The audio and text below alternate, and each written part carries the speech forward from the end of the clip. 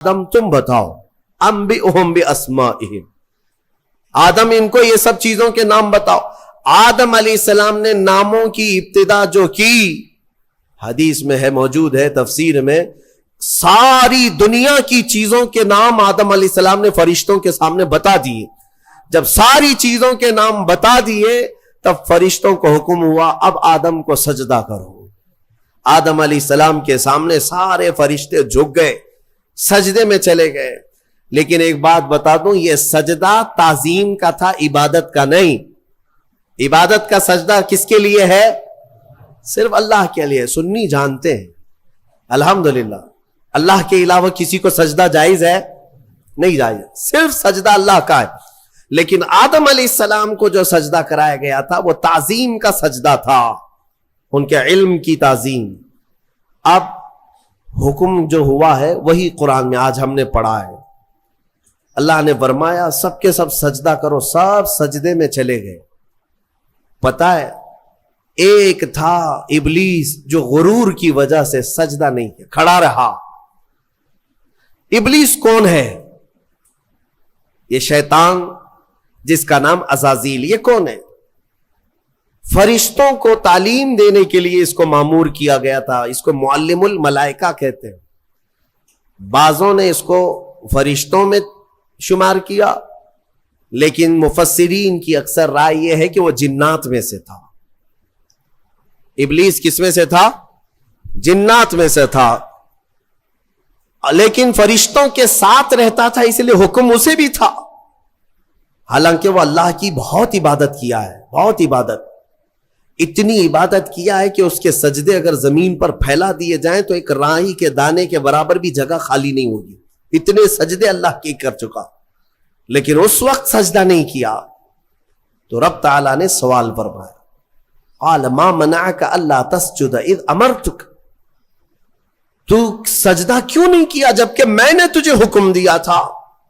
قال انا خیر منہ، کہنے لگا اے مولا میں اس سے بہتر ہوں، آدم سے میں بہتر ہوں۔ خلقتنی من نار وخلقتہ من طین، تو نے مجھے آگ سے بنایا ہے اور اسے مٹی سے بنایا ہے۔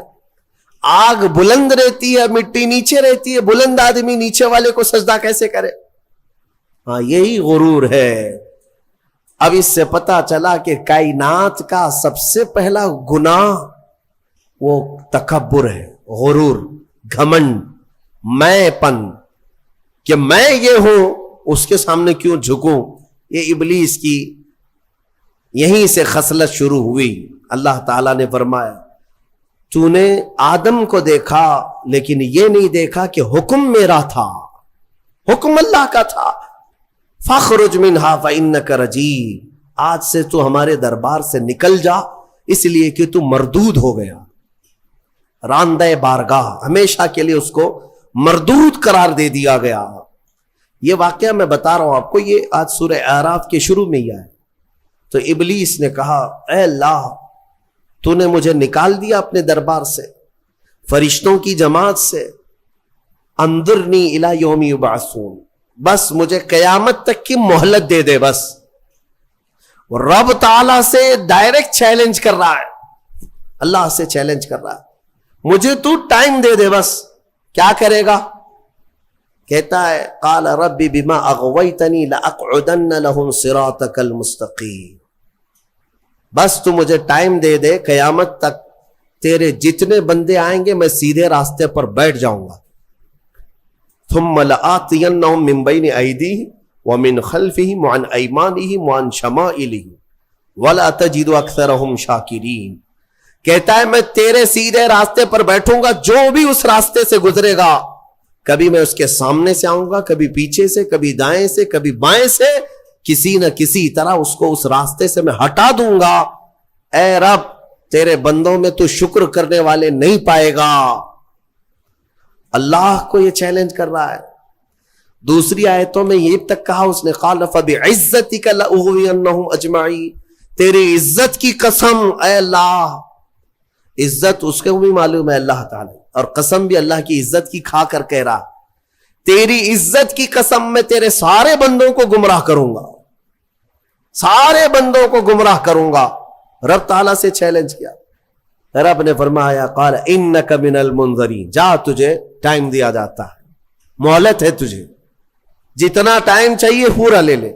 ٹائم ہی نہیں، طاقت بھی دے دی گئی، قوت بھی دے دی گئی. دنیا میں جتنی تیزی سے ایک جگہ سے دوسری جگہ جانا ہے سب تجھے دے دیا گیا، جا بہکا لے. کتنوں کو بہکاتا ہے. ان عبادی لیس لک علیہم سلطان، اللہ فرماتا ہے تو پوری کوشش کر لے، میرے کچھ بندے ایسے ہوں گے جن پر تیرا داؤ نہیں چلے گا، نہیں چلے گا، تیرا داؤ نہیں چلے گا. رب تعالیٰ نے بھی فرمایا تو پوری کوشش کر لے لیکن تیرا داؤ میرے کچھ بندوں پر نہیں چلے گا. وہ کون سے بندے ہیں؟ ان بندوں کے بارے میں ابلیس بھی مان گیا، شیطان بھی مانا، کہنے لگا ہاں ہے تیرے کچھ بندے. وہ کون ہے؟ الا عبادک منہم المخلصین، یہ وہ بندے، ہاں مولا تیرے کچھ بندے ایسے ہوں گے جن پر میرا داؤ نہیں چلے گا. وہ کون ہے؟ وہ بندوں کی جماعت کو مخلصین کی جماعت کہا جاتا ہے کہ وہ اگر عبادت کرتے ہیں تو نہ ادھر دیکھتے نہ ادھر دیکھتے ہیں، وہ خالص تیری رضا کے لیے کرتے ہیں. تو جو لوگ دنیا میں صرف اور صرف اللہ کی رضا کے لیے نیک کام کرتے ہیں، یقین کے ساتھ میں کہتا ہوں ان پر شیطان کا داؤ بھی نہیں چلے گا. شیطان ان لوگوں کو نہیں گمراہ کرے گا. مخلصین کی جماعت. مخلصین کون ہے میرے عزیزو؟ دکھاوے کے لیے کرنے والے مخلصین نہیں، اپنے رب کی رضا کے لیے. یہاں پر ایک روایت ملتی ہے قیامت کے دن جنتیوں کا جب انصاف ہو جائے گا نا، پورے جنتی ایک طرف ہوں گے، ان جنتیوں میں بھی 3 کیٹیگری ہیں، جنتیوں میں بھی 3 جماعتیں. ایک جماعت اللہ نے ان سے فرمایا کہ اے بندو تمہاری بخشش ہو گئی، تمہارے لیے جنت کا پروانہ ملا، تم جنت جا رہے ہو. یہ بتاؤ تم جنتی عمل کیوں کرتے تھے دنیا میں؟ تم نیک کام کیوں کرتے تھے؟ آج جنت تمہارے لیے ہو گئی نا، پاس ہو گئے. پاس ہونے کے بعد پوچھا جا رہا ہے تو وہ جماعت کہتی ہے اے مولا ہمیں تیری دوزخ سے بہت ڈر لگتا تھا، بہت ڈر لگتا تھا، اس کے ہولناک عذابات، اور تیری دوزخ سے ڈر کر کے ہم نیک کام کرتے تھے. اللہ فرماتا ہے ٹھیک ہے میں تم سے راضی ہو گیا، تم جنت میں جاؤ. دوسری جماعت، ان سے پوچھا جائے گا تم کیوں کرتے تھے؟ یہ سیکنڈ کیٹیگری ہے جنتیوں کی. تم کیوں نیک کام کرتے تھے؟ تم بھی پاس ہو گئے. وہ کہیں گے مولا قرآن میں اور حدیث میں تیرے رسول سے ہم نے جنت کی اتنی نعمتوں کا ذکر سنا تھا، وہاں کے محلات، وہاں کی خوشبوئیں، وہاں کی حوریں، وہاں کے غلمان، تو شوق تھا کہ جنت میں جائیں، اس لیے نیک کام کرتے تھے. تیری جنت کی خواہش نے ہم سے نیک کام کروائے. رب تعالیٰ فرماتا ہے جاؤ تم سے راضی اور تمہارے لیے جنت ہے، چلے جاؤ. تیسری ایک جماعت ہوگی جنتیوں کی، یہ لاسٹ کیٹیگری. ان سے پوچھا جائے گا میاں آپ بھی پاس ہو گئے، جنت میں جا رہے ہو نیکیوں کی وجہ سے، تم کیوں نیکیاں کرتے تھے؟ وہ کہیں گے کہ مولا ہم نہ جنت کے لیے کرتے تھے نہ دوزخ کے لیے، ہم تو خالص تیری رضا کے لیے کرتے تھے، تو راضی ہو جا، بس ہمارا مقصد اتنا تھا. تو رب تعالیٰ فرمائے گا جاؤ میں تم سے راضی ہو گیا اور جنت میں جاؤ. وہ جماعت کھڑی ہو جائے گی نہیں جنت میں نہیں جانا ہے. اگر جنت میں جائیں گے تو پھر بدلہ ہو جائے گا، معاوضے کے طور پر ہو جائے گا. پھر ہم کو اندر جانے کے بعد دوسرے لوگ تانا ماریں گے تم بھی جنت کے لیے کرتے تھے، وہاں بولے کچھ اور ہو، ہم نہیں جائیں گے جنت میں. رب تعالیٰ پھر دوبارہ فرمائے گا کہ اے مومنوں میں تم سب سے راضی ہوں، تم میری رضا کے لیے کر رہے تھے، میں راضی ہوا، جاؤ جنت میں. وہ کہیں گے مولا نہیں، جنت میں جائیں گے تو پھر یہ مسئلہ آ جائے گا کہ تم جنت کے لیے کیا کرتے تھے، ہم تو تیری رضا کے لیے کرتے تھے. یہاں تک کہ روایت میں فرمایا گیا فرشتوں کو حکم ہوگا کہ ان کو بیڑیاں پہنا اور کھینچ کے جنت میں لے جاؤ. یہ مخلصین کی جماعت تھی، یہ لالچ میں عبادت نہیں کیے اور نہ ہی ڈر کر کے کیے، یہ خالص اللہ کی رضا کے لیے. اور اسی جماعت کے بارے میں شیطان بھی کہتا ہے ان پر میرا داؤ نہیں چل سکے گا، ان پر میرا حربہ نہیں چل سکے گا. اسی لیے میں مومنوں سے گزارش یہ کرتا ہوں کہ اعمال میں اخلاص پیدا کرو. اخلاص صرف اور صرف اللہ کے لیے، نہ کسی کو ڈر کر، نہ کسی کے لیے. عبادتیں نہیں، اللہ کے لیے. تم اپنی آخرت کو سوچو. میں ایک بزرگ کے متعلق پڑھا تھا، 30 سال تک انہوں نے پہلی صف میں نماز ادا کی جماعت کے ساتھ، ایک نماز بھی نہیں چھوٹی، تکبیر اولا بھی نہیں چھوٹی. 30 سال تک. توجہ چاہتا ہوں، 30 سال تک ایک نماز میں ایک جماعت نہیں چھوٹی اور پہلی تکبیر بھی نہیں چھوٹی. پہلی صف میں کھڑے رہتے تھے. 30 سال کے بعد ایک دن مغرب میں آئے تو ایک رکعت ہو گئی. 30 سال کے بعد ایسا موقع آیا، پیچھے رہ گئے. تو پھر جب آئے دیکھا کہ صفیں تو لگ گئی ہیں، پیچھے جگہ مل رہی تھی. تو انہوں نے شرم کے مارے، ڈر کے مارے، سب لوگ کیا کہیں گے، ابھی 30 سال سے جس کی جگہ پکی ہے آج تو ہے نہیں، چھوٹ گیا پیچھے. تو پیچھے سے ہی گھر چلے گئے. گھر چلے گئے، گھر میں جا کر نماز پڑھ لی. عشاء میں اس ڈر سے نہیں آئے کہ سب لوگ سوال کریں گے مغرب میں کہاں تھے کہاں تھے کہاں تھے. تو اس زمانے میں ایک بڑے بزرگ تھے، انہوں نے پوچھ لیا کہ فلاں صاحب جو رہتے تھے پہلی صف میں، جن کا ریکارڈ تھا 30 سال کا، وہ کہاں ہے؟ کہا کہ حضور پتہ نہیں، مغرب میں بھی نہیں آئے، عشاء میں بھی نہیں آئے.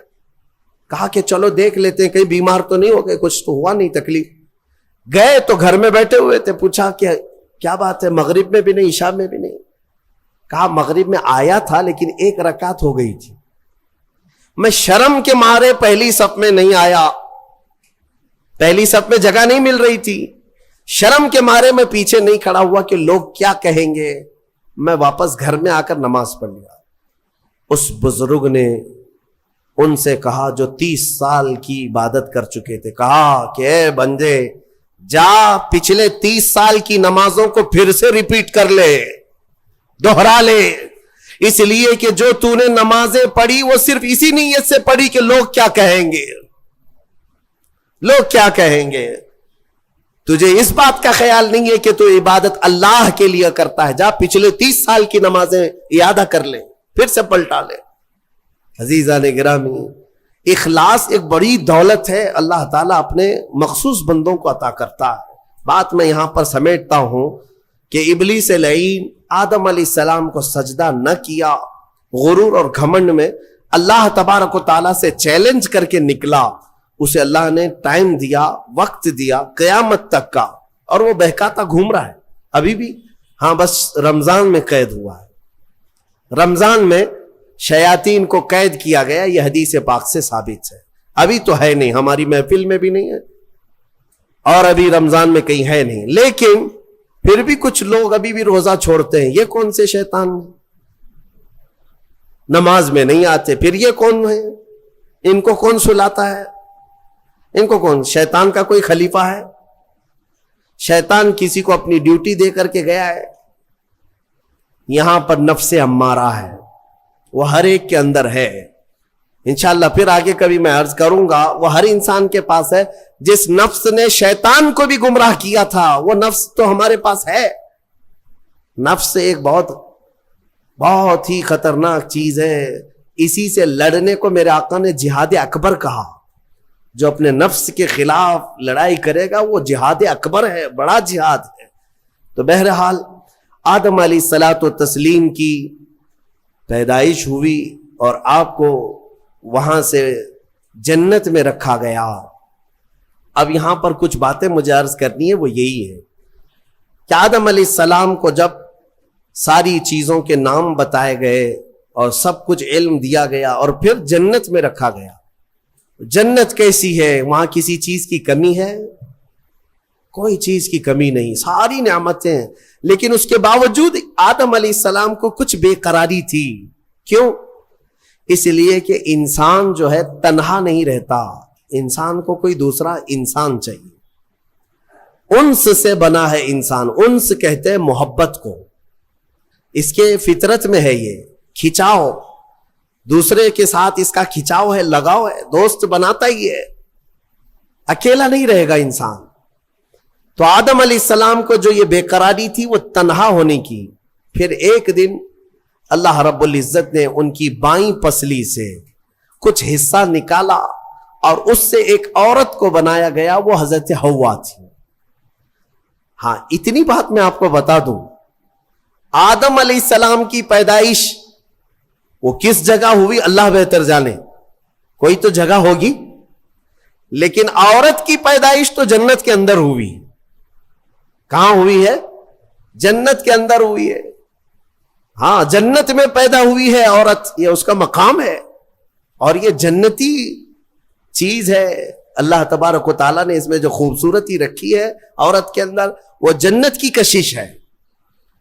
جب حضرت آدم علیہ السلام حضرت حوا کو دیکھتے ہیں، آپ کو پتا ہے حضرت حوا دنیا کی سب سے خوبصورت عورتوں میں سے ایک ہے، سب سے خوبصورت تھی۔ آدم علیہ السلام ان کی طرف ہاتھ بڑھانے لگے، رب تعالیٰ کا حکم ہوا، آدم تمہارے لیے حلال نہیں، تم اس کا مہر ادا کرو، مہر ادا کرو۔ مہر دینا یہ جنتی قانون ہے، آج بھی ہمارے نکاح میں مہر رکھا جاتا ہے۔ آدم علیہ السلام نے عرض کیا کہ مولا، میں یہاں کس چیز کا مالک ہوں، کیا چیز مہر میں دوں؟ رب تبارک و تعالیٰ نے فرمایا، آدم تمہاری اولاد میں اخیر زمانے میں میرا ایک محبوب نبی پیدا ہوگا، جس کو آسمانوں میں احمد، زمینوں میں محمد کہا جائے گا۔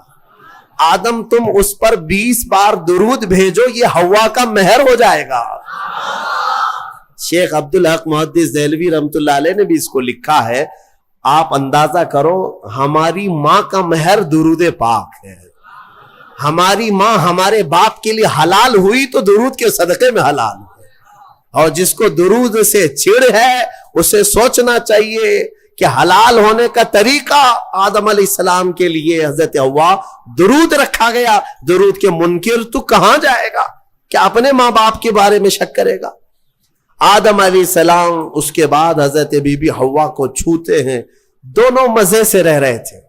قرآن میں اللہ فرماتا ہے، یا آدم اسکن انت وزوجک الجنت فکلا منہا حیث شئتما۔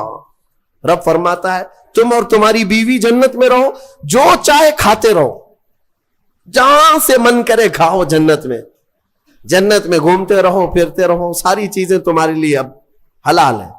لیکن رب نے فرمایا تھا وَلَا تَقْرَبَ هَذِهِ الشَّجَرَةَ، ایک درخت ہے اس کے قریب مت جانا، ایک درخت ہے اس کے قریب مت جانا۔ اللہ کی طرف سے منع تھا، وہ درخت کے قریب جانے کی ممانعت آئی تھی، تو ہوا کیا؟ ابلیس لعین جو بارگاہ سے مردود ہو گیا تھا، اب اس کی ڈیوٹی ہو گئی تھی کہ آدم علیہ السلام کو بہکائیں یا پھر ان کی ذریت کے خلاف کچھ نہ کچھ سازشیں کرتے رہے، اس کی ڈیوٹی ہو گئی تھی۔ اس وقت تک وہ فرشتوں میں بھی جاتا آتا تھا، جنت کے دروازے تک بھی پہنچتا تھا۔ روایات یہ بتاتی ہیں کہ ایک دن جنت کے قریب وہ گیا، آدم علیہ السلام اور حضرت حوا کو بلایا، کہا کہ تمہیں پتہ ہے اس درخت کے قریب جانے سے کیوں منع کیا گیا ہے؟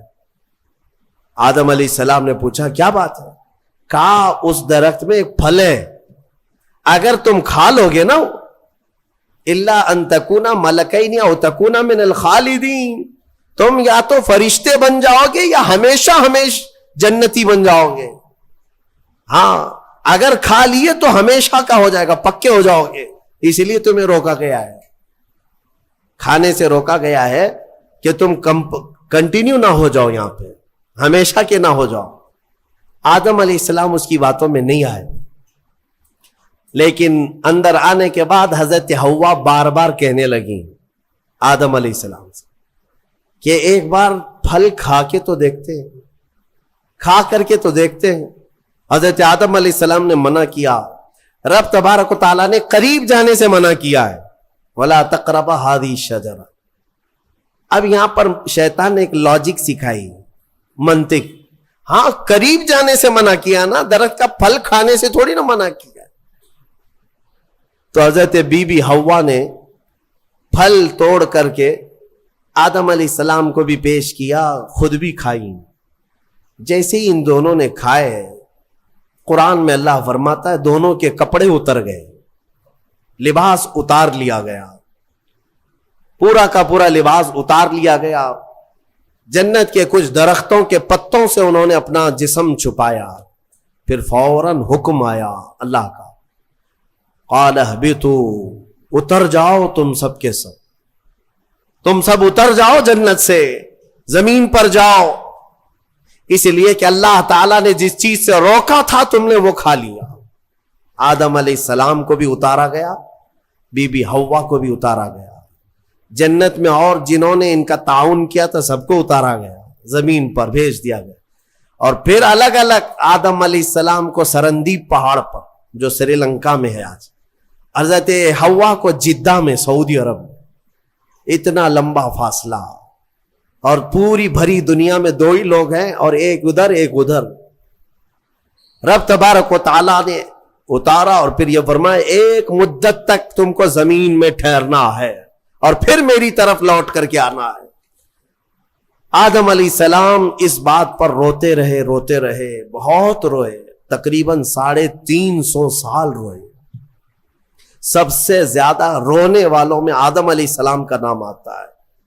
پھر ایک دن ایسا ہوا کہ آدم علیہ السلام نے اللہ تعالیٰ کی بارگاہ میں یوں عرض کیا کہ جب میری آنکھ کھلی تھی، سب سے پہلے حضرت آدم علیہ السلام کی روح ڈالی گئی، آنکھ کھلی تھی تو سب سے پہلے آدم علیہ السلام کی نظر جس چیز پہ پڑی تھی وہ لا الہ الا اللہ محمد الرسول اللہ.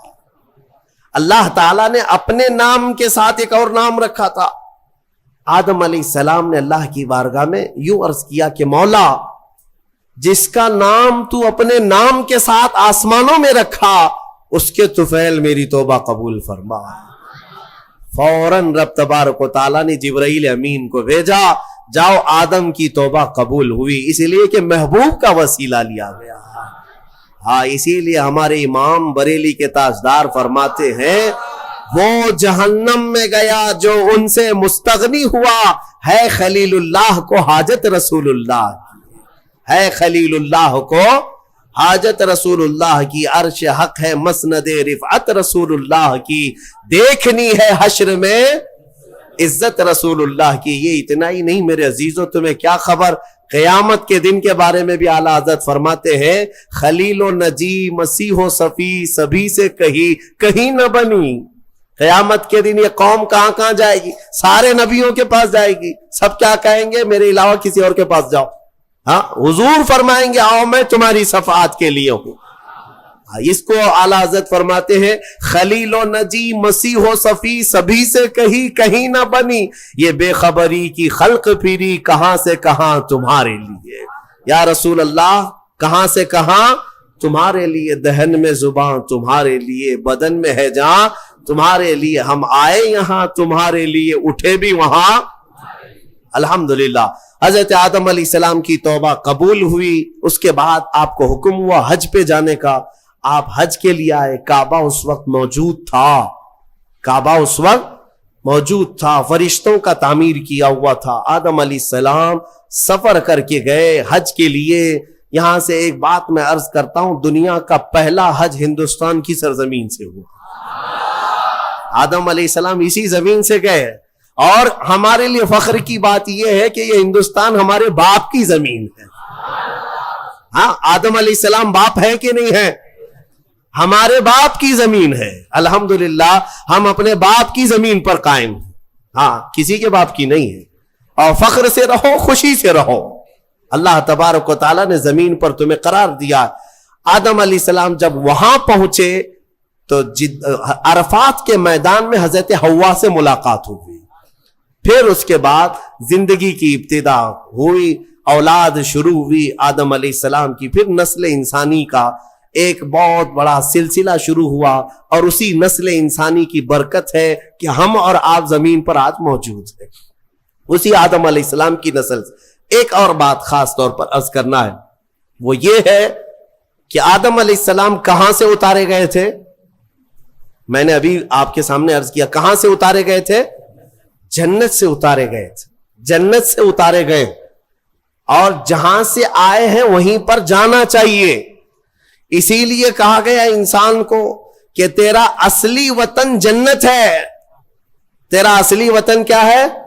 جنت ہے. بچہ جب ماں کے پیٹ سے پیدا ہو کر کے دنیا میں آتا ہے تو روتا آتا ہے نا, دیکھا ہے نا آپ نے, روتے ہوئے آتا ہے. کیوں روتے ہوئے آتا ہے؟ بزرگوں نے فرمایا, خود میرے مرشد گرامی حضور تاج الشریعہ رحمت اللہ تعالی تشریف فرماتے تھے کہ بچہ روتا ہوا اس لیے آتا ہے کہ اس کا اصلی وطن چھوٹ گیا. کون سا؟ جنت میں تھی. ہماری روحیں آنے سے پہلے کہاں تھی؟ جنت میں تھی. اصلی وطن جب بھی چھوٹتا ہے تو روتا ہوا آتا ہے. اور اسی لیے شاعر کہتا ہے, شاعر کیا کہتا ہے کہ یاد داری کے وقت زادنے تو ہما خنداں بودند تو گریاں. اے انسان تجھے معلوم ہے جب تو پیدا ہوا تھا سب ہنس رہے تھے اور تو رو رہا تھا. ماں بھی ہنس رہی تھی, باپ بھی ہنس رہا تھا, خوشی میں سب پیڑے بانٹ رہے تھے, جلیبیاں بانٹ رہے تھے, سب خوش تھے کہ تو پیدا ہو. لیکن تم کیا کر رہے تھے؟ تم تو روتے ہوئے آئے تھے. چنا زی کے وقت مردنے تو ہما گریاں بودند تو خنداں. شاعر کہتا ہے اے انسان اب زندگی ایسی گزار کر جا کہ جب تیرے جانے کا وقت ہو تو سب رو رہے ہوں اور تیرے لبوں پہ مسکراہٹ. تو ہنستا ہوا جا. کون ہنستا ہوا جائے گا؟ جسے اپنے وطن پر جانے کا شوق ہو, اپنے اصلی وطن جانے کا جسے بھی شوق ہوگا, موت کے وقت اس کے لبوں پہ مسکراہٹ ہوگی. اور جسے جہنم جانے کا ہوگا, خاک مسکرائے گا, خاک مسکرائے گا. وہ تو ملک الموت کی شکل دیکھ کر کے لال پیلا ہو چکا ہوگا. ہاں, اسی لیے جنت کی خواہش بھی رکھو کہ میرا اصلی وطن ہے, اور کام بھی وہی کرو تاکہ مرنے کے وقت لال پیلے نہ ہو, لبوں پر مسکراہٹ ہو. اسی لیے بہتوں کو مرتے وقت مسکرانا یہ ہمارے اختیار میں نہیں ہے. ہاں, تم چاہو گے تو مسکرا لیں گے. ابھی ہم بیٹھے ہیں, ہنسنے کے لیے بولوں گا تو پورا پھاڑ کر کے ہنسیں گے, ہو سکتا ہے ابھی اختیار ہے, لیکن موت کے بستر پر میاں کسی کے اختیار میں نہیں. ہنسنا اس وقت تمہارے کنٹرول میں نہیں. اس وقت تو نزا کا عالم ایسا کہ مکھی بھی بیٹھے تو پہاڑ کے برابر لگے. ہنس کہاں سکو گے؟ ہاں, بس وہی ہنسے گا جو زندگی بھر جنت میں جانے کی تیاری کرتا تھا اور مولا اسے موت سے پہلے جنت دکھا رہا ہو اور وہ ہنس رہا ہو. بس وہی ہنسے گا, باقی کسی کے کنٹرول میں نہیں ہے. اسی لیے میں اسی پر گفتگو ختم کرتا ہوں. ہمارے باپ آدم علیہ السلام جنت سے آئے تھے اور پھر وہ واپس جنت میں ہی جائیں گے. آدم علیہ السلام بھی, نوح علیہ السلام بھی, موسیٰ و عیسیٰ بھی, ابراہیم و اسماعیل بھی علیہ السلام, اور خود میرے آقا و مولا سیدنا محمد الرسول اللہ صلی اللہ علیہ وسلم جنت ہی میں جائیں گے. تو ہم جن کی امت ہیں, ہمارے لیے یہی فرض ہے کہ ہم بھی وہیں جائیں جہاں ہمارے رسول جائیں گے. آج تلاوت ہوئی ہے اور سورہ انعام کا کچھ حصہ. 8ویں پارے میں جو خاص سورہ اعراف میں ذکر آیا ہے وہ انسان کی تخلیق کا ذکر, یعنی سب سے پہلے اللہ تبارک و تعالیٰ نے انسان کو جو بنایا, یعنی سیدنا آدم علیہ السلام کو, اس کا ذکر آیا ہے. اللہ تبارک و تعالیٰ نے فرمایا قرآن میں, وَلَقَدْ خَلَقْنَاكُمْ ثُمَّ صَوَّرْنَاكُمْ, ہم نے تمہیں پیدا کیا اور پھر اچھی صورت بھی دی. اور صرف پیدا کر کے اچھی صورت ہی نہیں دیا, بلکہ قرآن میں مولا فرماتا ہے ثُمَّ قُلْنَا لِلْمَلَائِكَةِ اسْجُدُوا لِآدَمَ, پھر ہم نے فرشتوں سے کہا کہ تم آدم کو سجدہ کرو. یہ تخلیق کی جو ابتدا ہے, اس کے متعلق جو روایات ملتی ہیں تفاسیر میں, چند باتیں میں عرض کرتا ہوں. آدم علیہ الصلوۃ والتسلیم کو جب پیدا کرنا اللہ تبارک و تعالیٰ نے ارادہ فرمایا تو فرشتوں سے فرمایا, فرشتوں سے یوں کہا کہ میں زمین میں اپنا ایک نائب بنانا چاہتا ہوں, اپنا خلیفہ. اب اندازہ کریں, انسان کو اللہ نے اپنا خلیفہ فرمایا. نائب کس بات کا؟ خلیفہ کیا ہوتا ہے؟ یعنی اللہ تبارک و تعالیٰ کے احکام کو زمین پر نافذ کرنے والا, اسی کو خلیفہ کہیں گے. خلیفہ کا مطلب وہ مت سمجھو آپ جو پیر صاحب کے خلیفہ ہوتے ہیں. اللہ تبارک و تعالیٰ کی رضا کے مطابق اس زمین پر زندگی گزارنے والا اور احکام الہیہ کو ہی نافذ کرنے والا وہ خلیفہ ہے زمین پر.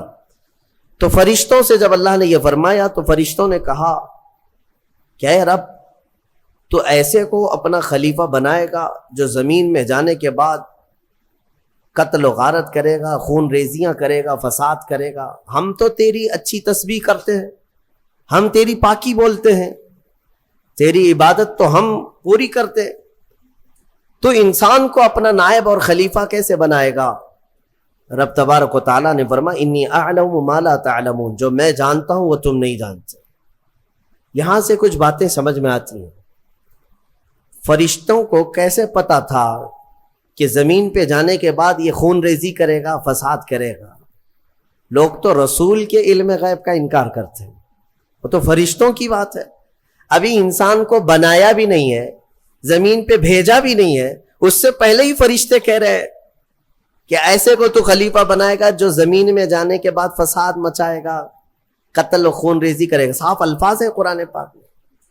میرے عزیزو، فرشتوں نے جنات کے حالات کو دیکھا تھا۔ پہلے جنات بنائے گئے تھے، زمین پر بھیجے گئے تھے، انہوں نے خوب فساد مچایا، یہاں خوب قتل خون ریزیاں کی، پھر زمین سے انہیں جزیروں کی طرف بھگایا گیا۔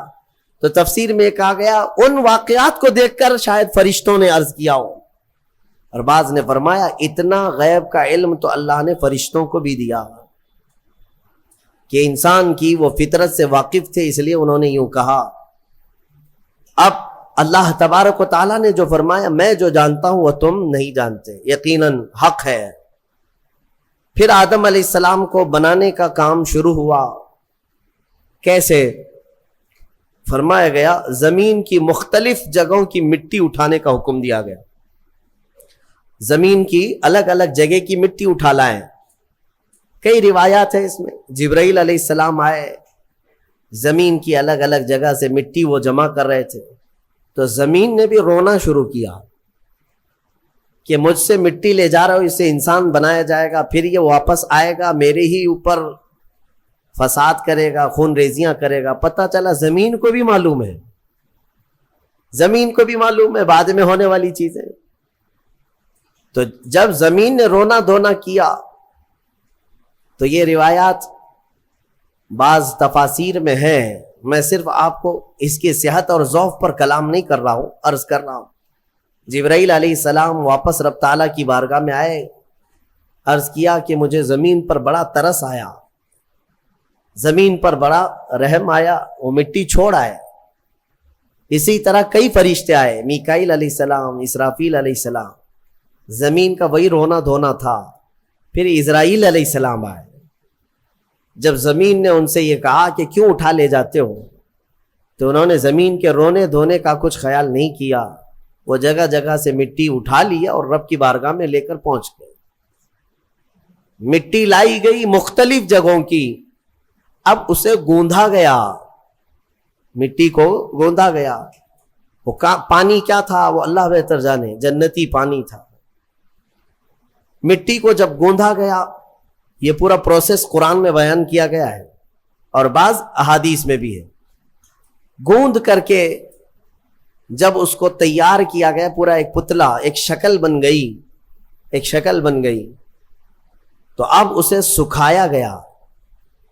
قرآن میں یہ بھی فرماتا ہے رب تعالیٰ وَلَقَدْ خَلَقْنَا الْإِنسَانَ مِنْ صَلْصَالٍ كَالْفَخَّارِ، یعنی بجتی ہوئی مٹی جو ہوتی ہے نا، مٹکا جیسے ٹک ٹک آواز آئے، بجتی ہوئی مٹی سے ہم نے انسان کو بنایا۔ جب پورا پتلا تیار ہوا، پھر اس پر بارش برسائی گئی، اس پر 40 دن تک بارش برسائی گئی مضبوط کرنے کے لیے۔ اب اس پتلے پر جو بارش برسی اس کے بارے میں بزرگوں نے فرمایا 40 دن کی بارش میں 39 دن تک غم کی بارش ہوئی، 1 دن خوشی کی بارش ہوئی۔ اس لیے انسان کی زندگی میں غم زیادہ ہیں، خوشیاں کم ہیں۔ عید تو سال میں ایک ہی بار آتی ہے،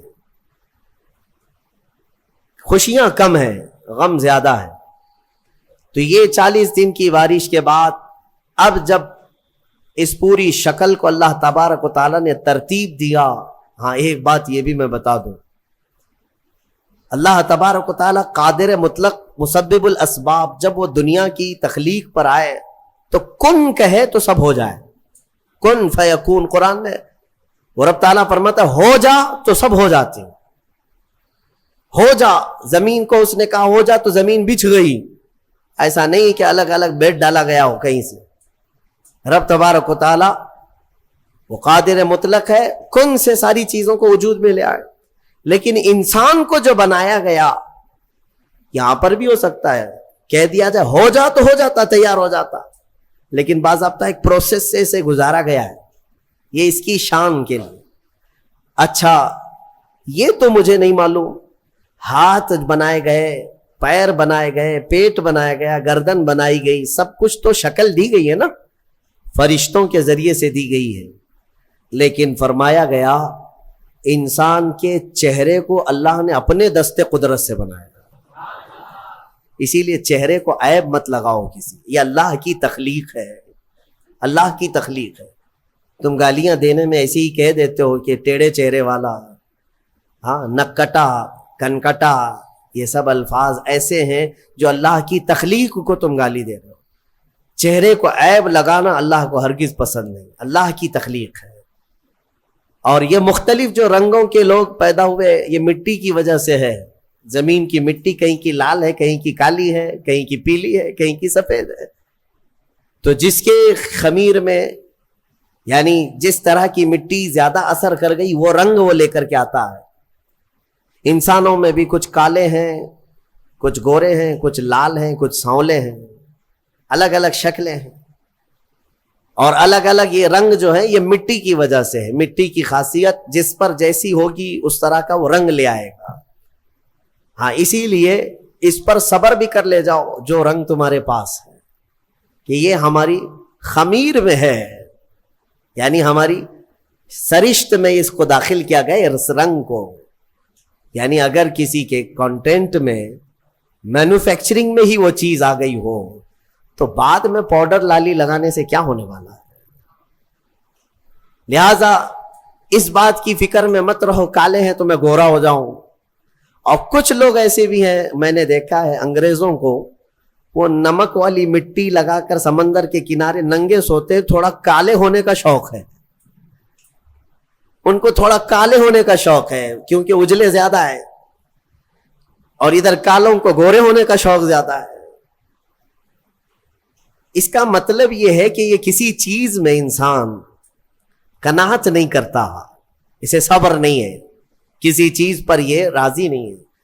تو بہرحال اس بات پر راضی ہو جاؤ کہ میرے مولا کی تخلیق ہے یہ, اور اس نے جیسا پسند کیا ویسے مجھے بنایا. بس اس بات پر صبر آ جائے گا. کوئی بھی اپنا چہرہ آئینے میں دیکھے تو دعا بھی میرے آقا نے کیا سکھائی پتہ ہے؟ دعا بھی, چاہے کالے آدمی ہو, گورے آدمی ہو, کسی بھی طرح کے ہو, ایک ہی دعا حضور نے تعلیم دی, ایک ہی دعا. آئینہ دیکھو تو یہ دعا پڑھو, اللہم حسنت خلقی فحسن خلقی. اے اللہ تو نے میرا چہرہ کتنا اچھا بنایا ہے, مولا اسی طرح میرے اخلاق بھی اچھے بنا. یہ دعا حضور نے فرمائی. تو کیا کالا آدمی یہ دیکھ کر کے دعا نہیں کرے گا؟ سانولا نہیں دعا کرے گا؟ ہر آدمی یہی دعا کرے گا کہ اے اللہ تو نے میرا چہرہ کتنا اچھا بنایا, کتنا اچھا بنایا. ہاں دعا یہی کیا کرو کہ اللہ نے سب کے چہرے اچھے بنائے, تمہیں اندازہ نہیں ہے.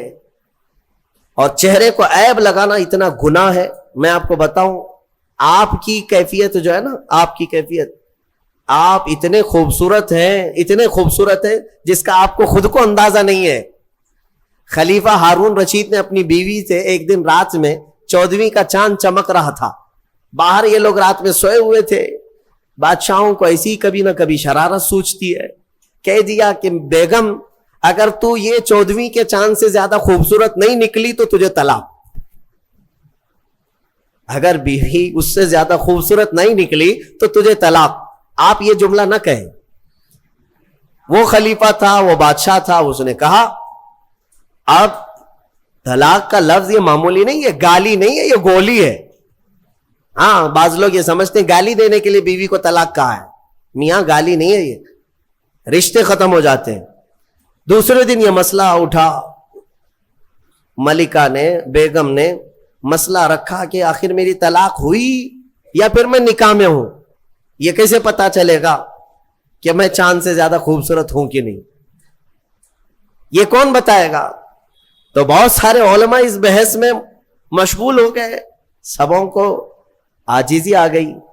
بڑے فقیہ تھے اس زمانے میں، ایک بہت بڑے فقیہ، ان کے پاس جب یہ مسئلہ پہنچا، غالباً امام شافعی رحمۃ اللہ، تو ان کے پاس یہ مسئلہ پہنچا تو یہ جو بڑے فقیہ تھے انہوں نے پوچھا کہ کیا مسئلہ ہے؟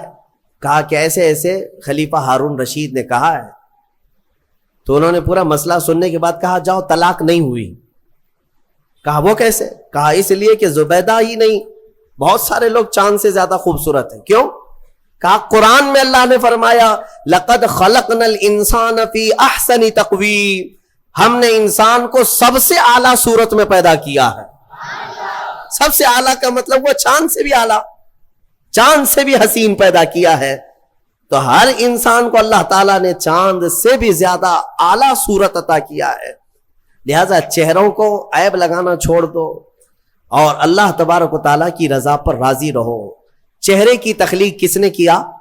وقت سے باقی پورے انسان کی تخلیق اللہ نے کیا، لیکن خاص چہرے کو اللہ نے اپنے دستے قدرت سے بنایا. اب آگے کی بات سنیں. پورا انسان تیار ہوا، اس میں روح پھونکی جانی تھی، اس انسان کو بولتا ہوا چلتا ہوا اور روح والا بنانا تھا. تو فرمایا گیا کہ ان کے پیشانی پر، ان کی ناک سے روح کو ڈالا گیا. روح کیا چیز ہے؟ روح کو دیکھا آپ نے؟ روح کو دیکھا ہے؟ ہاں، اس مسئلے میں تو ساری دنیا آج بھی پریشان ہے. قرآن میں بھی یہ سوال کیا ہے، صحابہ نے آ کر سوال کیا تھا اور اللہ نے جواب بھی دیا. آج دوسری قوموں والے بھی اس بات کو مانتے ہیں کہ آتما ایک نراکار ہوتی ہے، یعنی دکھتی نہیں ہے، روح دکھتی نہیں ہے، لیکن ہے کیا چیزیں؟ تو رب تبارک و تعالیٰ نے فرمایا یسألونک عن الروح قل الروح من امر ربی. اے محبوب، آپ سے لوگ روح کے بارے میں سوال کرتے ہیں، آپ فرماتے ہیں روح اللہ کا ایک حکم ہے، یہ نور ہے. جس طرح روشنی پھیلی ہوئی ہے پکڑ میں نہیں آتی اور پتہ نہیں چلتی، روح اسی طرح ایک نور ہے. جب اس روح کو اس جسم میں ڈالا گیا تو بعض بزرگوں نے فرمایا کہ روح باہر نکل آئی. کہا کہ اندر بہت اندھیرا ہے، اندر مٹی کا بنا ہوا انسان، اندھیرا بہت ہے. روح نور ہے، مٹی میں اندر اندھیرا ہے. تو پھر دوبارہ ڈالا گیا، پھر وہ روح قرار نہ پائی، باہر نکل آئی. تو مفسرین فرماتے ہیں پھر آدم علیہ السلام کی پیشانی پر نور محمدی کو رکھا گیا. اللہ تعالیٰ نے اپنے حبیب پاک صلی اللہ علیہ وسلم کے نور کو آدم علیہ السلام کی پیشانی میں ودیعت فرمایا، پھر روح کو ڈالا گیا. اب روح جا کر جسم میں قرار پائی اور پھر آدم علیہ السلام کو سب سے پہلے ایک چھینک آئی، اور چھینک آتے ہی سب سے پہلے آپ کی زبان سے ایک جملہ نکلا الحمدللہ. یہ انسان کی زبان سے نکلنے والا سب سے پہلا لفظ ہے. کیا ہے؟ الحمد. آج بھی چھینکتے ہیں تو ہم کیا کہتے ہیں؟ یہ آدم علیہ السلام کی زبان سے نکلنے والا پہلا جملہ. لیکن کمال تو دیکھیں، رب تعالیٰ نے اپنا آخری کلام قرآن اپنے حبیب پر اتارا بھی ہے تو اس کی ابتدا بھی کہاں سے فرمایا؟ الحمدللہ رب العالمین. قرآن کی ابتدا کہاں سے ہے؟ الحمدللہ سے. تو انسان کو یہ بتانا ہے کہ اے بندے، تیری جو اصل ابتدا ہے وہ الحمدللہ سے ہے، جہاں قرآن ابتدا کر رہا ہے، اور قرآن کے ساتھ رہے گا تو حقیقی زندگی پائے گا. اب آدم علیہ السلام جب بیدار ہوئے تو اب سنیے اللہ تعالیٰ نے کیا کیا. رب تبارک و تعالیٰ ان کے سامنے دنیا کی ساری چیزوں کو پیش کیا، جو جو ہونے والی تھی یا جو کچھ بھی، سب کے نام سکھا دیے. وعلم آدم الاسماء کلہا، سب چیزوں کے نام آدم علیہ السلام کو سکھا دیے. درخت، پودا، پھل پھول، زمین، آسمان، چاند، تارے، سمندر، مچھلیاں، جنات، انسان، ہر ایک چیز کا نام، جو بھی دنیا میں چیزیں ہیں سب کے نام آدم علیہ السلام کو سکھا دیے. اب اس میں کیا کیا چیزیں ہیں، سب چیزیں کا مطلب کیا ہے؟ سب آ گیا نا. ہمارے بھی نام سکھائے ہوں گے اللہ نے، تمہارے بھی نام سکھایا. اب مسئلہ یہ تھا کہ فرشتے جو پوچھ رہے تھے نا ایسے کو کیوں خلیفہ بنائے گا، اب فرشتوں کو اللہ نے بلایا، آؤ. پھر یہ دنیا کی چیزوں کو فرشتوں کے سامنے پیش کیا گیا. بتاؤ اس کا نام کیا ہے؟ اس کا نام کیا ہے؟ حقیقی عطا کرنے والا مالک اللہ ہی ہے، لیکن رب تبارک و تعالی مسبب الاسباب ہے، پوری کائنات کو اس نے اسباب میں رکھا ہے. اگر کوئی تم سے یہ کہتا ہے یہ تو شرک ہے کسی اور سے مانگنا، اللہ ہی سے مانگنا چاہیے، اللہ ہی دیتا ہے. میرے عزیز، اللہ رب العزت کا دستور یہ ہے، وہ کسی بھی چیز کا محتاج نہیں. وہ چاہتا تو براہ راست تم کو آسمان سے اتار دیتا، ماں اور باپ کے ہونے کی ضرورت کیوں پیش آئی تمہارے؟ وہ اللہ تعالیٰ پوری کائنات کو اسباب میں رکھا ہے. ایک عورت ایک مرد کے اختلاط سے بچہ دنیا میں آتا ہے، یہ سب کو معلوم ہے کہ اللہ ماں اور باپ کا محتاج ہے. بغیر ماں باپ کے بھی اللہ بچہ پیدا کر سکتا ہے، لیکن اس نے کائنات کا نظام اسباب پر رکھا ہے. تمہیں وہ چاہے تو اناج سیدھے بارش برسا کر کے دے دے، لیکن نہیں، اس نے اسباب پر رکھا ہے کہ تم زمین کے اندر ایک بیج بو گے، وہ کومپل کی شکل میں اگے گا، پھر پودا آئے گا، پھلیاں ہوں گی، اناج آئے گا، پھر کاٹو گے، پھر گھر میں اناج آئے گا. یہ اتنے مراحل سے جو گزارا جا رہا ہے، کہ اللہ اس چیز کا محتاج ہے؟ نہیں، محتاج نہیں، لیکن اس کا قانون ہے، وہ دنیا کی تمام چیزوں کو اسباب پر رکھا ہے. عزیزان گرامی، اس نے قرآن بھی ہمیں ڈائریکٹ نہیں دیا، چاہتا تو پورے انسانوں کو ایسی قرآن سنا دیتا، نہیں، بلکہ اپنے نبی کے سینے کے واسطے سے قرآن پہنچایا ہے. ایمان ہم تک رسول کے ذریعے سے آیا. ان تمام چیزوں میں جب تمہیں کوئی شک و شبہ نہیں ہوتا تو پھر رسول پاک صلی اللہ تعالی علیہ وسلم کی بارگاہ کے متعلق اگر ہم یہ کہیں وہاں سے شفا بھی مل سکتی ہے، اولاد بھی مل سکتی ہے، مال و متاع بھی مل سکتے ہیں، تو پھر شرک اور بدعت اور خرافات کے فتوے کیوں یاد آتے ہیں؟ یہاں پر بھی یہی فارمولے پہ عمل کرو. دینے والا حقیقی مالک اللہ ہی ہے، لیکن جس طرح وہ بارش برسانے کے لیے فرشتہ رکھا ہے، ہوا چلانے کے لیے فرشتے رکھا ہے، پوری کائنات کو رزق تقسیم کرنے کے لیے اپنا محبوب کیوں نہیں رکھے گا؟ رسول پاک صلی اللہ تعالی علیہ وسلم کا در یقیناً یہ اللہ کا ہی در ہے، بخدا خدا کا یہی ہے در، نہیں اور کوئی مفر مقر جو وہاں سے ہو یہیں آ کے ہو، جو یہاں نہیں تو وہاں نہیں. میرے عزیزو، رسول پاک صلی اللہ تعالی علیہ وسلم کی جود و سخا کے متعلق صحابہ کرام نے جو روایات بیان کی ہیں، وہ میں چند روایات کے بعد آگے بڑھتا ہوں، مثالوں کے ذریعے سے، دلائل کے ذریعے سے آپ کو میں بتاتا ہوں.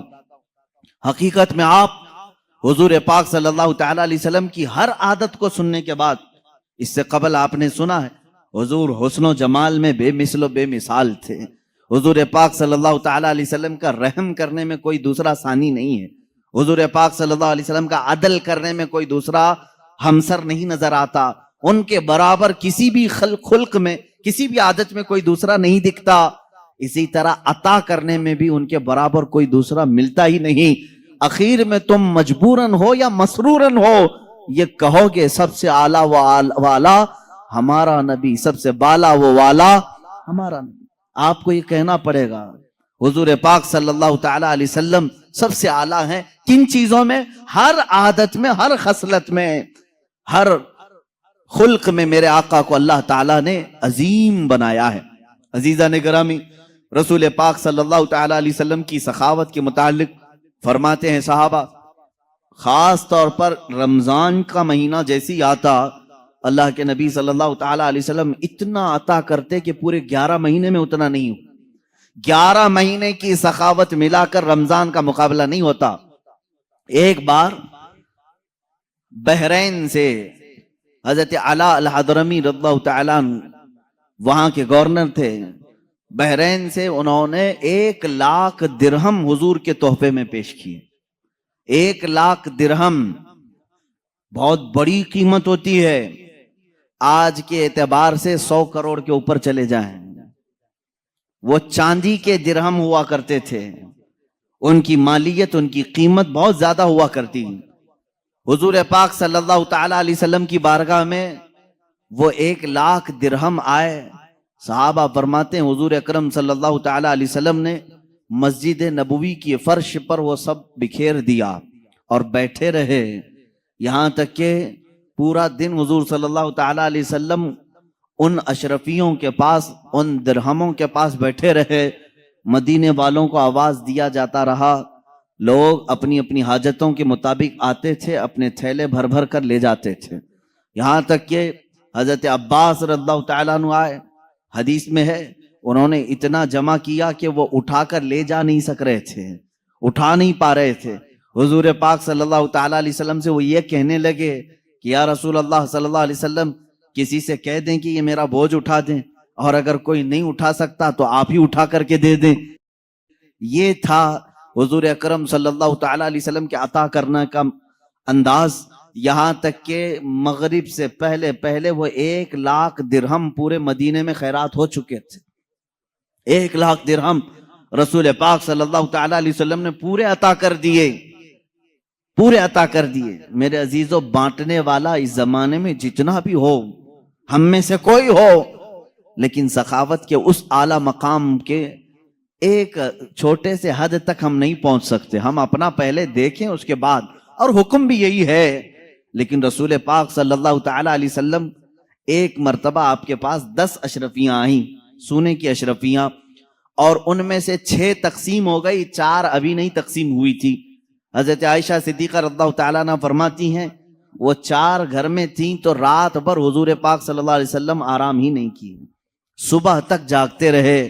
حضرت عائشہ فرماتی ہیں میں نے عرض کیا یا رسول اللہ صلی اللہ تعالیٰ علیہ وسلم اگر یہ بھی تقسیم کرنا ہے تو صبح کوئی نہ کوئی حاجت مند آ جائے گا، اسے تقسیم کر دیں. حضور اکرم صلی اللہ تعالیٰ علیہ وسلم فرماتے ہیں عائشہ مجھے ڈر لگتا ہے کہیں صبح ہونے سے پہلے میری موت نہ آ جائے اور میرے گھر میں یہ 4 درہم پڑے رہ جائیں.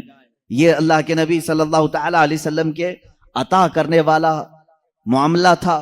ایک بار حضرت عائشہ صدیقہ رضی اللہ تعالیٰ عنہ فرماتی ہیں یہ آخری زمانہ ہے میرے آقا صلی اللہ علیہ وسلم کا، گھر میں تشریف لائے اور ارشاد فرمانے لگے میری ازواج مطہرات میں سے جس کے پاس بھی سونا یا چاندی ہے اگر وہ چاہے تو اللہ کی بارگاہ میں صدقہ کر دے. اپنی بیویوں کے سونے چاندی کو خیرات صدقہ کرنے کے لیے حضور اکرم صلی اللہ علیہ وسلم نے فرمایا میرے عزیزو یہ فرض اور واجب نہیں آپ کے اوپر، لیکن میں میرے نبی کی سخاوت آج عرض کر رہا ہوں، سخاوت عرض کر رہا ہوں. ازواج مطہرات نے پوچھا یا رسول اللہ صلی اللہ تعالی علیہ وسلم کیا آج سے آپ کی بیویوں پر سونا چاندی پہننا حرام ہو گیا؟ کیا ہم گھروں میں سونا چاندی نہیں رکھ سکتی؟ جواب سنیں میرے آقا صلی اللہ علیہ وسلم ارشاد فرماتے ہیں یقیناً تم رکھ بھی سکتی ہو، پہن بھی سکتی ہو. سونا اور چاندی زیورات تمہارے لیے حلال ہیں، رکھ بھی سکتی ہو، پہن بھی سکتی ہو، مگر تمہارے شوہر محمد صلی اللہ تعالی علیہ وسلم اپنے متعلق فرماتے ہیں میرا یہ ارادہ ہے، میری یہ تمنا ہے کہ میں دیکھ رہا ہوں میرا آخری وقت آ چکا ہے، میں اپنے رب کے حضور جانے والا ہوں، تو میری یہ تمنا ہے کہ میں اس حال میں اللہ سے ملاقات نہ کروں کہ دنیا میں میرے گھر میں سونا اور چاندی پڑا ہوا ہو. میں سونے اور چاندی کا مالک بن کر کے اللہ کی بارگاہ میں نہیں جانا چاہتا، میں فقیرانہ زندگی میں اللہ کی حضور حاضر ہونا پسند کرتا ہوں. یہ رسول کریم صلی اللہ تعالی علیہ وسلم کے وہ اخلاق کریمانہ ہیں. عزیزان گرامی وقار، پوری زندگی پاک آپ دیکھیں مال سے محبت میرے آقا صلی اللہ علیہ وسلم نے نہیں فرمائی. ہاں آپ کے لیے قدر ضرورت، بلکہ آپ زندگی میں اسلام کی روش پر چلتے ہوئے کروڑوں کما لیں، اسلام اس کو ناجائز نہیں کہتا، لیکن اگر تمہارے اوپر مال کی محبت کا غلبہ آ گیا، وہ غالب آ گیا، تو یہیں سے تمہاری بربادی کے بھی دن شروع ہو جاتے ہیں. کبھی ایسا اگر دل میں آنے لگ جائے کہ مال پورا میرے پاس ہے، زکوٰۃ نکالوں کہ نہیں نکالوں، سمجھ جانا کہ مال نے تمہارے دل پر غلبہ کر لیا ہے. تمہارے پاس 100 روپے تھے، 5 روپے کوئی سوال کرنے والا آ گیا تھا، تمہارے دل میں یہ خیال آنے لگ جائے 5 اس کو دوں یا نہ دوں، تو سمجھ لو کہ غلبہ تمہارے دل پر مال کا آ گیا ہے. 95 پر پھر تم یعنی کانے نہیں ہو، قناعت نہیں کر رہے ہو، صبر نہیں ہے تمہیں، 5 کے جانے پر بھی صبر دل میں نہیں آ رہا ہے، تو سمجھ لو کہ دل میں محبت مال کی غلبہ پا چکا ہے. یہیں سے برائیوں کے اثرات شروع ہوتے ہیں. جس دنیا کی اور جس مال کی مذمت شریعت میں آئی ہے وہ ہر مال کی نہیں ہے. آپ کماؤ، خوب کماؤ، لیکن ایسی ہی جیسے سمندر میں کشتی تیرتی ہے. سمندر میں کشتی تیرتی ہے، جب تک کشتی پانی کے اوپر چل رہی ہے اس کی زندگی، اس کی بقا ہے. لیکن پانی اگر کشتی کے اندر آ گیا تو پانی میں وہ کشتی غرق ہو جاتی ہے، ڈوب جاتی ہے. تم دنیا میں رہو، تم دنیا میں رہو، مال جتنا چاہے کما لو، لیکن تمہارے اندر دنیا آ گئی تو ڈوب جاؤ گے، غرق ہو جاؤ گے. اب یہ کیسے پتا چلے گا کہ میرے اندر دنیا بھر گئی ہے یا نہیں بھری؟ یہ تمہارے اٹھنے والے ہاتھ ہی بتائیں گے، یہ تمہارے دینے والے ہاتھ ہی بتائیں گے کہ جب جب ضرورت مند تمہارے پاس آتا ہے تو تمہارے پاس مال ہونے کے باوجود تم اسے دینے کا خیال کرتے ہو یا نہیں کرتے ہو. اگر کچھ بھی دینے کا خیال آیا ہے، اللہ کا شکر بجا لاؤ کہ اللہ نے تمہارے دل کو دنیا کی محبت سے پاک رکھا ہے، تم عطا کرنے والوں میں سے ہو. اور قیامت کے دن لوگوں کو دینے والا اور بانٹنے والا اللہ کا محبوب کہلائے گا. اللہ رب العزت کا وہ محبوب ہوگا، کیونکہ عطا کرنا اللہ کی صفت ہے، اور اس صفت پر جو دنیا میں عمل کرتا رہے گا وہ اللہ کا حبیب کہلائے گا. قیامت کے دن وہ پاکوں میں اور انعام پانے والوں میں شمار ہوگا. آج ان حالات سے ہم گزر رہے ہیں، ہم دیکھتے ہیں پریکٹیکلی دینے والے جو معاملات ہیں. اگر دل پر تمہارے بوجھ لگتا ہے کسی کو دے کر کے، یا پھر دینے کے بعد احسان جتانے والا جذبہ آتا ہے، سمجھ لو کہ تمہیں دنیا نے جکڑ رکھا ہے، تمہیں دنیا نے اپنے گھیرے میں لے رکھا ہے. حضور پاک صلی اللہ تعالی علیہ وسلم کی بارگاہ میں صحابہ نے سوال کیا تھا، دنیا میں طاقتور چیز کیا ہے؟ تو یہ حدیث لمبی ہے. آپ نے فرمایا تھا کہ دنیا میں بہت طاقتور چیز پہاڑ ہیں، لوہا ہے. حضور پاک صلی اللہ علیہ وسلم نے فرمایا لوہا ہے. صحابہ نے کہا کیا اس سے بھی زیادہ سخت کوئی چیز ہے؟ کہا اس سے زیادہ سخت آگ ہے، آگ لوہے کو بھی جلا دیتی. کہا آگ سے بھی زیادہ سخت کوئی چیز ہے دنیا میں؟ کہا پانی ہے، پانی آگ کو بجھا دیتا ہے. پانی سے بھی زیادہ طاقت کسی کے پاس ہے؟ آپ نے فرمایا ہوا کے اندر ہے. ہوا دنیا کی سب سے زیادہ طاقتور، اور وہ بڑی بڑی چیزوں کو اکھاڑ پھینکتی ہے اگر جوش میں آ جائے. اس کے سامنے کیا درخت، کیا عمارتیں، سب ہیچ ہیں. پانی وہ تباہی نہیں لا سکتا جو ہوا لا سکتی. پھر صحابہ نے پوچھا کیا ہوا سے بھی زیادہ سخت اور طاقتور کوئی ہے؟ اب اللہ کے نبی صلی اللہ علیہ وسلم نے فرمایا ہاں ایک چیز ہے، اور اس سے زیادہ طاقتور کوئی چیز نہیں. پوچھا صحابہ نے وہ کیا ہے؟ حضور پاک صلی اللہ تعالی علیہ وسلم فرماتے ہیں ہواؤں سے زیادہ طاقتور وہ ہاتھ ہے کہ اس سے دے تو دوسرے کو خبر نہ ہو. وہ ہاتھ سب سے زیادہ طاقتور ہے کہ بند مٹھی میں دیا، دوسرے ہاتھ کو خبر نہیں ہوئی. وہ دنیا کا سب سے طاقتور ترین ہاتھ ہے. یہ اخلاص کے ساتھ جو اللہ کی بارگاہ میں دیا گیا ہے وہ ہاتھ قیمتی ہے. عزیزان گرامی وقار، سخاوت انسان کے لیے کیا درجہ رکھتی ہے حدیث سے سن لو. حضور صلی اللہ تعالی علیہ وسلم نے فرمایا سخاوت جنت کے درختوں میں سے ایک درخت ہے. کیا ہے؟ درخت ہے سخاوت. سخاوت تو کوئی ہارڈ لفظ میں نہیں کہہ رہا ہوں، سب کو معلوم ہے. دینے والے آدمی کو، اس کو دانی آپ کہتے ہو اپنی زبان میں، بہت دانی ہے، دیالو ہے یا فیاض ہے یا سخی ہے. سخاوت جنت کے درختوں میں سے ایک درخت ہے، اور اس کی شاخیں دنیا میں پھیلی ہوئی ہیں. یہ حدیث ہے. حضور صلی اللہ علیہ وسلم فرماتے ہیں اب دنیا میں جس نے اس کی شاخ پکڑ لی، جو دنیا میں سخاوت کیا، گویا کہ اس درخت کی شاخ کو اس نے پکڑ لیا. میرے آقا فرماتے ہیں یہ شاخ اسے اپنی جڑ تک جنت میں لے جائے گی. وہ پکڑ لیا ہے شاخ کو، اور یہ شاخ اسے اپنی جڑ جو جنت میں درخت ہے وہاں تک لے جائے گی. اور میرے آقا صلی اللہ علیہ وسلم نے فرمایا بخالت، کنجوسی، مال کو دبا کر کے رکھنا، اس کے بھی 3 درجے ہیں الگ الگ. بخالت الگ الگ قسم کی ہے. ایک بخالت تو یہ ہے کہ اپنے پہ تو خرچہ کرتا ہے لیکن دوسروں کو نہیں دیتا. اپنے پہ خرچ کرتا ہے دوسروں کو نہیں دیتا، یہ بھی بخیل ہے. ایک اس سے بھی اعلیٰ قسم کا بخیل ہے، ڈینجر قسم کا کنجوس، نہ دوسروں پہ خرچ کرتا ہے نہ اپنے پہ خرچ کرتا ہے، وہ پھر کیوں مال کماتا ہے؟ وہ ایسا ہی کتا ہے جو بیل کے چارے پہ بیٹھا ہوا ہے۔ بیل کے چارے پہ بیٹھنے والا کتا معلوم ہے؟ گھاس پہ، بیل گھاس کھاتا ہے، بکری گھاس کھاتی ہے، لیکن کتا اس چارے پہ بیٹھا ہوا ہے، نہ بکری کو کھانے دیتا ہے نہ خود کھاتا ہے۔ کتا گھاس نہیں کھائے گا اور نہ بکری کو کھانے دے گا۔ اس طرح بہت سارے کتے بیٹھے ہوئے ہیں۔ اب لفظ اگر سخت لگ رہا ہے تو معاف کریں، لیکن یہ حقیقت ہے۔ جو اس طرح کے مال پر جمے بیٹھے ہوئے ہیں وہ اسی کتے کی طرح ہیں جو نہ خود کھا سکتے ہیں نہ دوسرے کو کھانے دیتے ہیں۔ تو یہ بخالت کا اعلیٰ درجہ ہے۔ اور یہ کیا ہے بخالت؟ حدیث پاک میں ہے بخالت دوزخ کے درختوں میں سے ایک درخت ہے، جہنم کے درختوں میں سے ایک درخت ہے، اس کی شاخیں دنیا میں پھیلی ہوئی ہیں۔ جس نے کنجوسی کی، جس نے بخالت کی، اس نے اس بخالت کے درخت کی شاخ کو پکڑ لیا۔ اب یہ شاخ اسے اپنے جڑ جہنم تک لے کر جائے گی، وہ دوزخ تک اسے لے جائے گی۔ بخیل آدمی دوزخ میں لے جائے گا۔ حدیث ہے السخی قریب من اللہ وقریب من الملائکۃ وقریب من الناس وبعید من النار۔ حضور فرماتے ہیں سخی آدمی اللہ سے قریب ہے، فرشتوں سے قریب ہے، جنت سے قریب ہے، تمام انسانوں سے قریب ہے، دوزخ سے دور ہے۔ والبخیل بعید من اللہ وبعید من الملائکۃ وبعید من الجنت وبعید من الناس وقریب من النار۔ حضور فرماتے ہیں اور بخیل آدمی، کنجوس آدمی اللہ سے دور ہے، فرشتوں سے دور ہے، انسانوں سے دور ہے، جنت سے دور ہے، لیکن دوزخ سے بہت قریب ہے، دوزخ سے زیادہ قریب ہے۔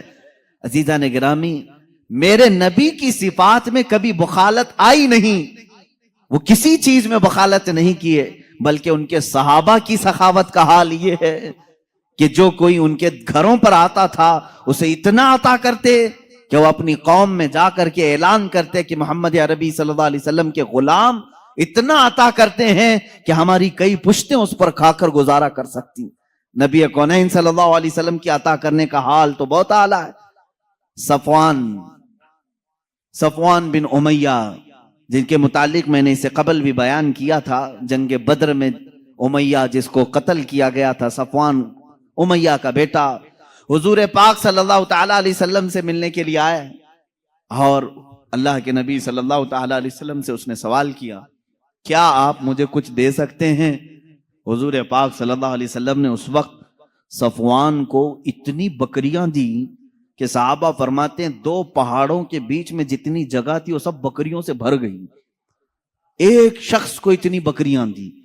اب وہ جا کر کے مکہ میں، وہ اسلام قبول کر چکے تھے بعد میں، وہ صحابی رسول، اپنی پوری قوم کو بتایا اے لوگوں بھلائی چاہتے ہو تو اسلام میں آؤ، اس لیے کہ رسول اتنا دیتے ہیں کہ تمہاری 7 پشتیں گزار لیں گی۔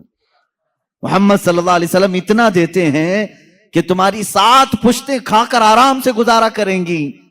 حضور اکرم صلی اللہ تعالی علیہ وسلم کی زندگی پاک میں جب کبھی کسی نے آپ سے کسی چیز کا سوال کیا اور اگر اس وقت آپ کے پاس نہ رہا مال تو کیا حضور منع کر کے کل کے لیے ٹال دیتے؟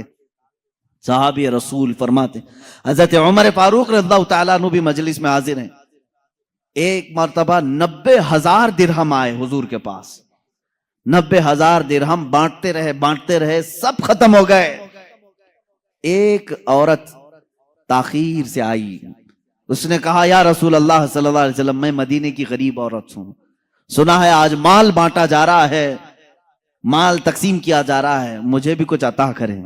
حضور پاک صلی اللہ علیہ وسلم نے فرمایا سب بٹ گیا ہے، یہ نہیں فرمایا کہ اب کیا دوں گا، ہو گیا چلو ختم ہو گیا، نہیں، رسول کریم صلی اللہ تعالی علیہ وسلم نے حضرت عمر سے فرمایا، کہا اے عمر کیا مجھے 2 دن کے لیے قرضہ مل سکتا ہے؟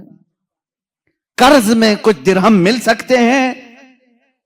کہا رسول پاک صلی اللہ تعالی علیہ وسلم نے ایک شخص سے قرض لیا، قرض لے کر کے اس خاتون کو جتنی ضرورت تھی وہ پورا مال دیا، اور قرض خواہ سے کہا کہ تیرا ذمہ میرے اوپر ہے، میں تیرا قرض ادا کروں گا۔ ایک مرتبہ نہیں کئی مرتبہ ایسے معاملات آئے ہیں. اللہ کے نبی صلی اللہ تعالی علیہ وسلم کے پاس اگر کوئی اس حال میں آیا کہ آپ کے پاس کچھ نہیں ہو, آپ نے قرض لیا اور اسے نہ نہیں کہا,